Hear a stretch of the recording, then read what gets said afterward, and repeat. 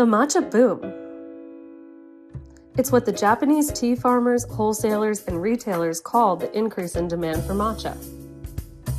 While the overall production volume of tea across Japan has declined in the past 15 years, the production volume of tencha has risen sharply in the past 5 years. Tencha leaves are used mainly as the raw materials for matcha powder. Once they're harvested, they're sold to wholesalers who undertake the labor-intensive process of turning raw tea leaves into matcha powder, which is then sold to retailers in Japan and all over the world. That matcha powder from Japan becomes about a $7 matcha latte an American can buy in the US. But I just signed the largest trade deal in history, I think maybe the largest deal in history with Japan. President Donald Trump had threatened to impose 25% tariffs on all Japanese exports by August 1st. But recently, Trump and Japan announced a trade deal lowering tariffs to 15%. Japan also agreed to a $550 billion US-bound investment package. And tea farmers in Japan are struggling to figure out what 15% tariffs on all Japanese exports could mean for their business, as exact details of the trade deal remain unclear. 自動車であれば日本も作ってるしアメリカも作ってるからこれはもう仕方がない。ただアメリカで今お茶は作ってないので、特に入れたところでそのアメリカの国内の、苦しむわけでもないので、そういったものに関してはやっぱ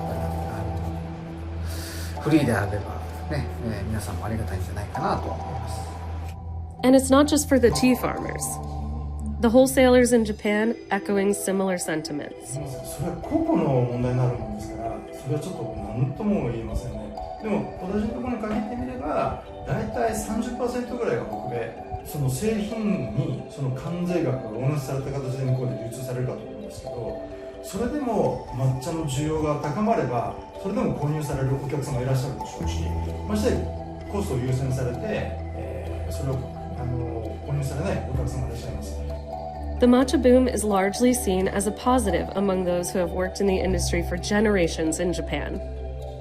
The matcha trend helped increase the number of tourists visiting stores and cafes in the past couple of years from the US, the European Union, and other countries.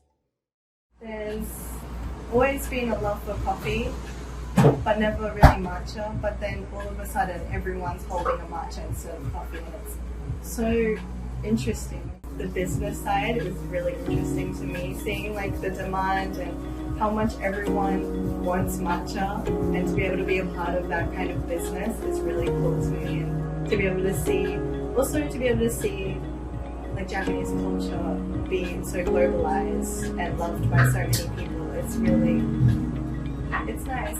However, Trump's impending tariffs pose a threat to an already fragile industry facing other headwinds like the impacts of climate change and the ever-present challenge of making a 1,000-year-long tea tradition modern and accessible.